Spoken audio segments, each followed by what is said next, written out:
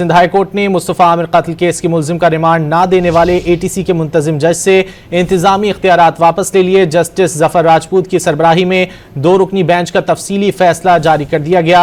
मजीद जानते हैं don news के नुमाइंदे शफी बलोच से। शफी, क्या तफसीलात है? शफी बलोच, चालान रिमांड ना देने वाले वो इंतजार करते हैं मुंतजिम जज जो वो इंतजामी इख्तियारात के लिए है। शफी बलोच, आपसे दोबारा रब्ता करने की कोशिश करेंगे। सिंध हाई कोर्ट ने मुस्तफ़ा आमिर कत्ल केस के मुलजिम का रिमांड ना देने वाले एटीसी के मुंतजिम जज से इंतजामी इख्तियारात वापस ले लिए।